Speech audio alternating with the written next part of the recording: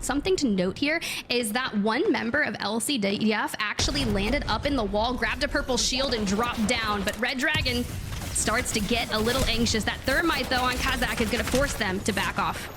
I'm loving the pressure that we're seeing here from Maiden, having continually applying off and straight in, but you got to give credit to Jukes where it's due from that height, able to deliver at least a response in return there. But Kazakh caught out a great grab lift to pop him back, but unable to find the flatty shots.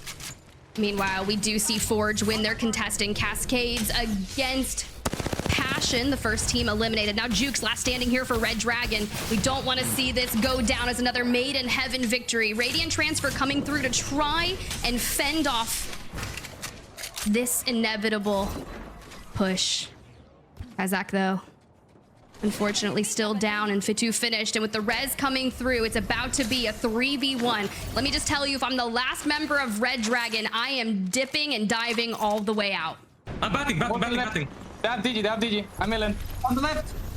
I'm swinging. In the left horizon. Come left. Turn them! Nearly back on the...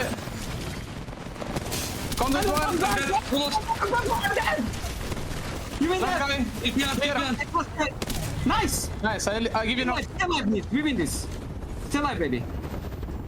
Another thing. Nice try. Nice try. But being able to consistently put pressure onto Outplayed. Wow. The issue, though, with Outplayed is they play Watson, and they're probably going to have that pylon up alongside the fences to really just outline that building and make it tough for them to push and go next, playing the rooftop, trying to find any angle they can to eliminate that team inside their building. I mean, this is a recipe for disaster for these two squads. Outplayed and Go Next sharing the same space. And while, yes, it's a knock here onto Maxi, I can't imagine being next to each other is going to elicit great safety. You can already see some of the shots ringing in from the opposite side. It's none other than cybercats starting to take those aggressive angles. Ranches, once again, that posture in Alonzi from above. You know, they had to throw out the Dark Veil early to try and hit the res, but as Outplayed moves in, cybercats, they just full send, and Alonzi grabs as many eliminations as possible, and cybercats bounce back from yet another consistent day to get a map 1 win here in Stormpoint. As ESG and 202 face off, you see Nasty going out in the kill feed as well from 07 as everyone's trying to vie for a little bit of safe space as this ring closes.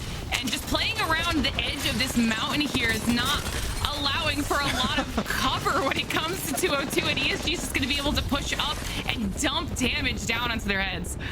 I'll tell you, when it comes to my buds, Anthony, it's like shooting fish in a barrel here for ESG, and they'll shoot from above with the grab lift in place, stuck behind the edges. They haven't quite finished it off. Lufka looking for position instead, gonna take it above, and will drop down from with the bolt in hand. Just yet, but as they have to make the choice to move in, they're the ones that are on the farthest portion of the zone. They're gonna have to be pushed in first, move past these fences, and you know that these teams have ANC Outplayed in their line of sight. ESG have moved up. They got a little bit of a rock here for cover, trying to do some damage. Go Next, though, still safe in their original position, and this is going to be down to Go Next. It's a great move in here as ESG are able to capitalize and send ANC Outplay home, but the reset needs to come just as quickly from above. Kashi takes advantage, takes L-Stars, and puts Go Next in the driver's seat for the second win of the day. I don't think it'll happen this time around, but granted, you have some kind of mysticism that you've potentially found your way to during the break. For Forge, hopefully they found their way to some better loot and some better action here. 30-30 in hand, a couple of hip-fire shots as Phoenix and Slayers have already delivered double drops on their end.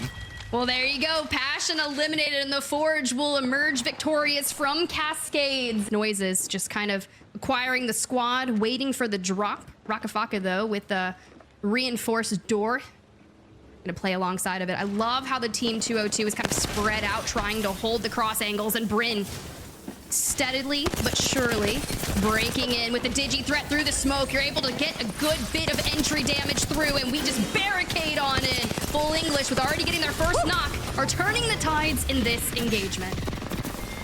from behind the pillar. Bryn is unable to take advantage of a 30-30's ADS, but Noises and Surdell deliver shots, potentially giving away the fact that there is a squad behind them. They make for immediate rotations at the thankful action of TSM Phoenix. Had that not come through, they would have never known.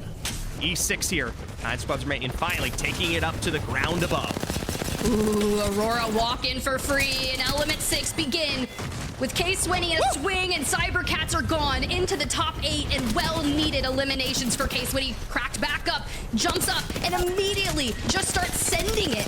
Now Slab, last standing in the zone. Of course, you're going to fall for that. But the duo of 2R1C now has to use the cover of this Dark Veil to reset, but not before 9 Impulse is able to deal a significant amount of damage, but it doesn't even matter. Everyone is bleeding apart. 2R1C fall, and the final engagement between LCDF and Aurora ensue. The grab lift for Zedon to finish the nail in the coffin, and LCDF, their home of Northpad, they take your win in map 3.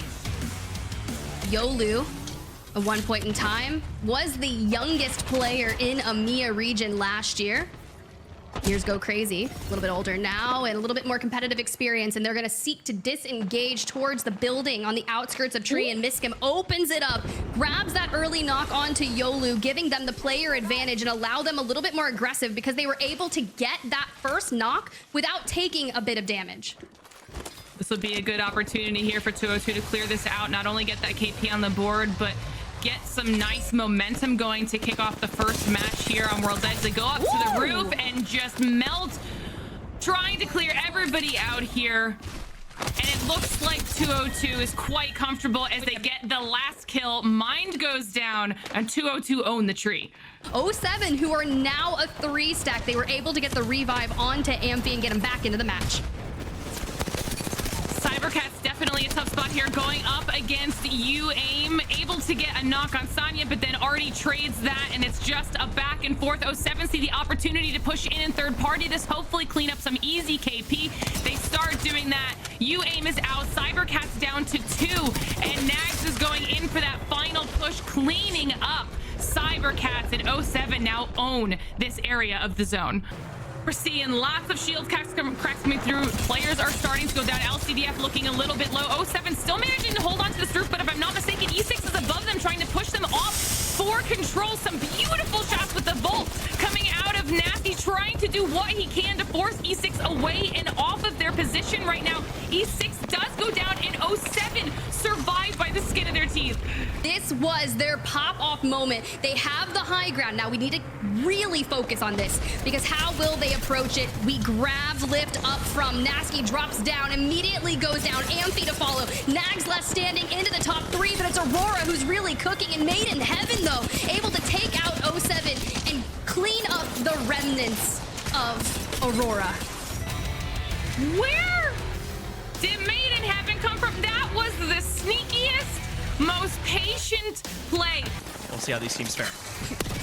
Wasn't meta. 202 cracked. Miskim falling incredibly low, but a perfectly timed conduit tactical from Maraka, and it allows so much success here throughout this fight, and being able to keep that uptime, as you would say. We just need one more member of Vex to fall, and just like that, 202 hits the reset, but not before other teams decide to make a presence known.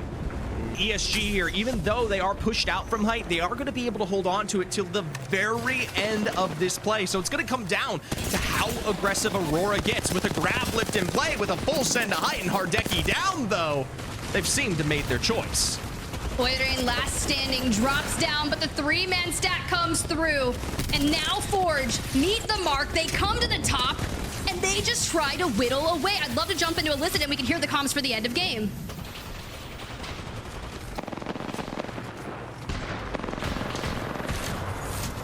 It's a duo. We have to drop. Wait, look at the guy.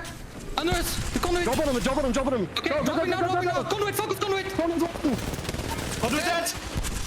Bang right side. Stay down. Let's go right side. Bang one. You're full. He's on left side. Push him. Walk me on. I need to reload. Yes, I'm left side. He's still here. What? I told you one big game.